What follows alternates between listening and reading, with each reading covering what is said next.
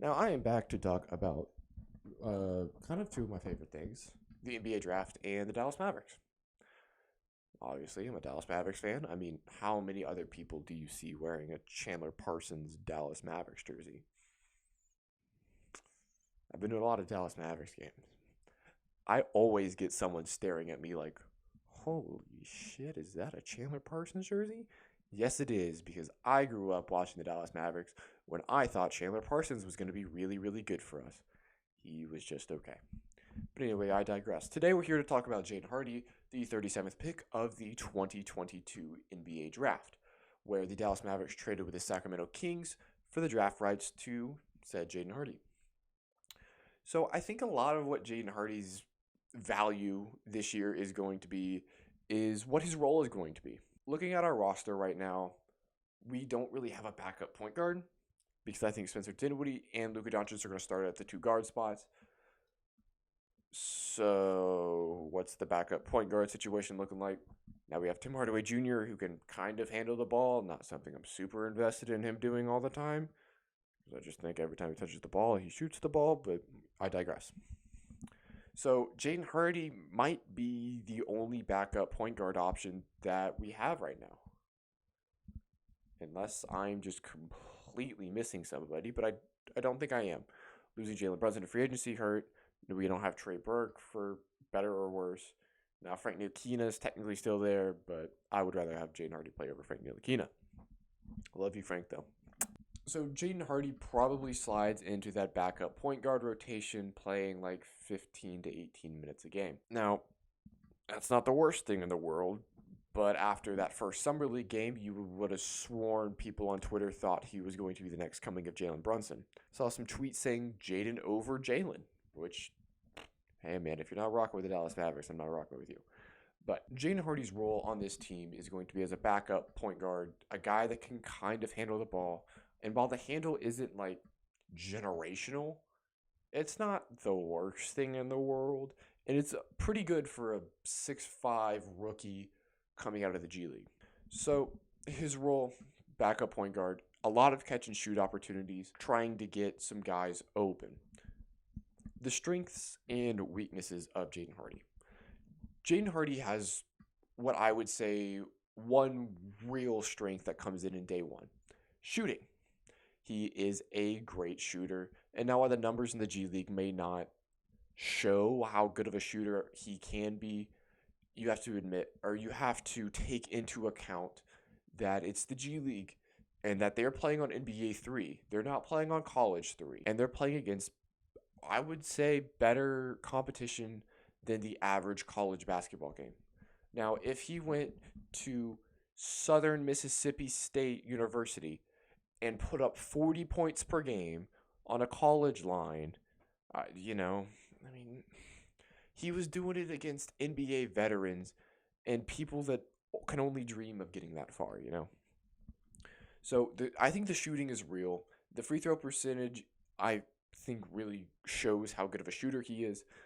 And I think the free throw percentage is pretty good for where he's at in his career. Some of the swing stuff of Jaden Hardy is he could be a good defender, he can be a good passer, and he can improve the handle. That's about it. Right now, the defense, he's pretty good in the lanes. He's not Drew Holiday on ball or Marcus Smart, but he's going to get steals in the lane. The handle isn't Chris Paul. It's not Kyrie, but it's serviceable. It's a guy that can dribble the ball up the court, make an easy read, and sometimes make a really fancy read.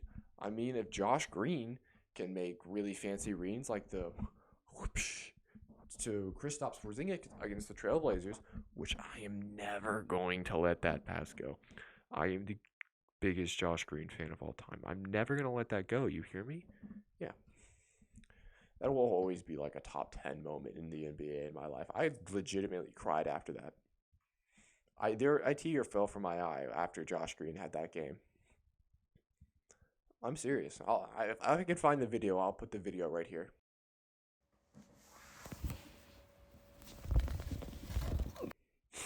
So proud of my man.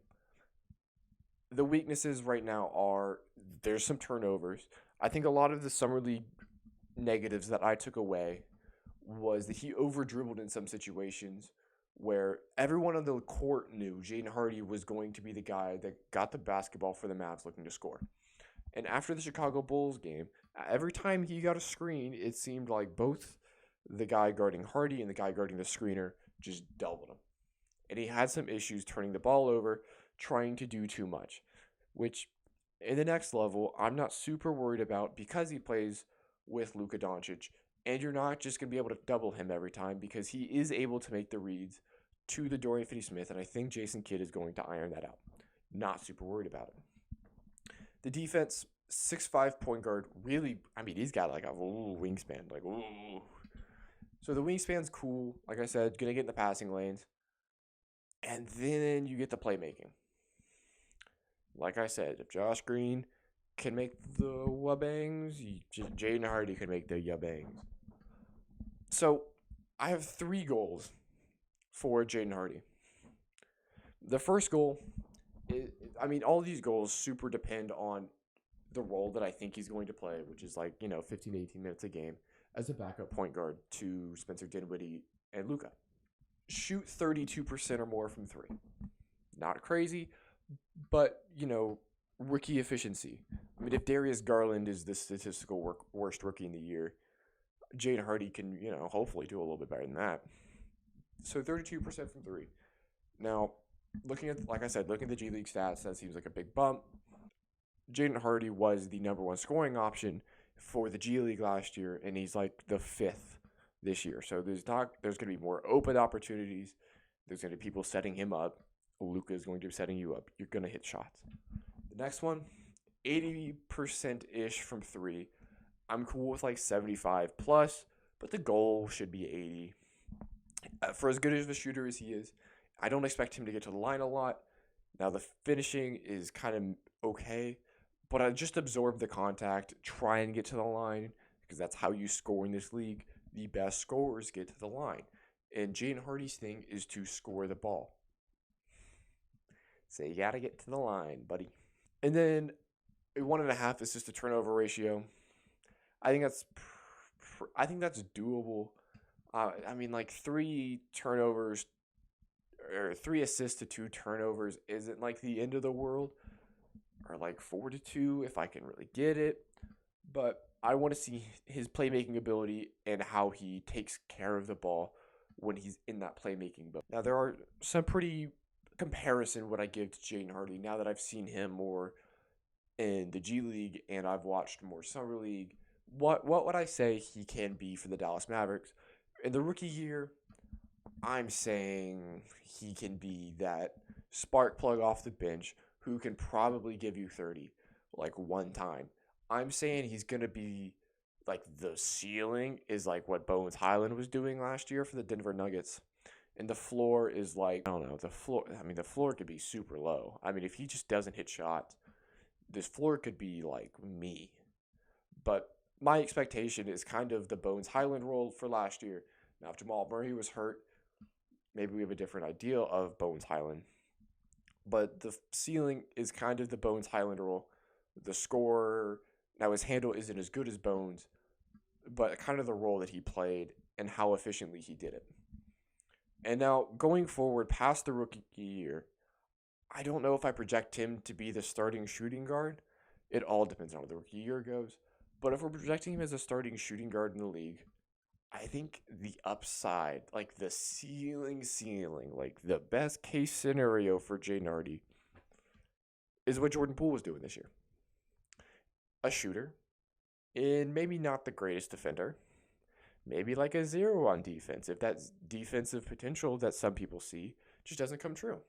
There's a real chance it doesn't. He didn't really seem to lock in a lot in the G League. He just kind of seemed to be pretty lackadaisical sometimes. He didn't really get into position. He was just kind of there. If the Dallas Mavericks have found a Jordan Poole, the lot of shots, but a lot of points guy that can hit threes and can kind of take the ball out of Luka's hands and give him another scoring option, for the 37th pick, that's not too bad. I have a feeling a lot of Dallas Mavericks fans, well, I don't have a feeling, I know a lot of Dallas Mavericks fans can be pretty impatient with rookies, especially with the Rick Carlisle era, because Rick Carlisle just didn't play the goddamn rookie. I think this is Jason Kidd's first real rookie. I mean, last year we had like Moses Brown and Josh Green, and they played more than they would have under Carlisle. But this is the first real rookie that Jason Kidd has had the ability or the privilege to coach.